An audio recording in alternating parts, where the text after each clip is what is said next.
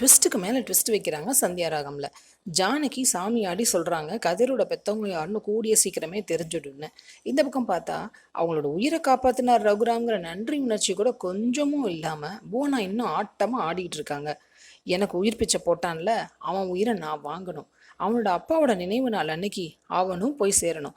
புரோகிதர் வீட்டில இருந்து கொண்டு வர பஞ்ச பாத்திரத்துக்கு பதிலாக நம்ம விஷம் கலந்த பஞ்ச பாத்திரத்தை மாற்றி வச்சு அனுப்பணும் அப்படின்னு அவங்க அண்ணன் கூட சேர்ந்து பிளான் பண்ணிட்டு இருக்காங்க போனா. அடுத்து இன்னொரு ட்விஸ்ட் இருக்கு. ஜெயிலை காட்டுறாங்க. ஜெயில இருந்து ஒருத்தர் ரொம்ப வருஷம் கழிச்சு ரிலீஸ் ஆகி போறாரு. சிறார் ஜெயிலேருந்து நீ வந்த இத்தனை வருஷமா தண்டனையை அனுபவிச்சுட்டு இப்பதான் வெளியில போற, இனிமேலாச்சும் எந்த தப்பும் பண்ணாம நல்லபடியா வாழணும் அப்படின்னு அங்கேருந்து சொல்லி அனுப்புறாங்க. யாருன்னு பார்த்தா வீரால வர நம்ம ராகவன். அப்பா உங்களை தேடி வந்துகிட்டு இருக்கேன் அப்படின்னு மனசுக்குள்ளே நினச்சிட்டு ஒரு ஃபோட்டோவை பார்த்துட்டே வராரு. அந்த ஃபோட்டோவில் இருக்க அப்பா யாரு? இவர் யாரையாச்சும் பழி தீர்க்க வராரா? கதிரோட அம்மா அப்பா யாருன்னு சீக்கிரமே தெரிஞ்சிடுமா? அடுத்து என்ன நடக்க போகுது? வெயிட் பண்ணி பார்ப்போம். சீரியல் அப்டேட்ஸ்க்கு எங்கள் சேனலை சப்ஸ்கிரைப் பண்ணுங்கள். மீண்டும் அடுத்த அப்டேட்டில் சந்திப்போம்.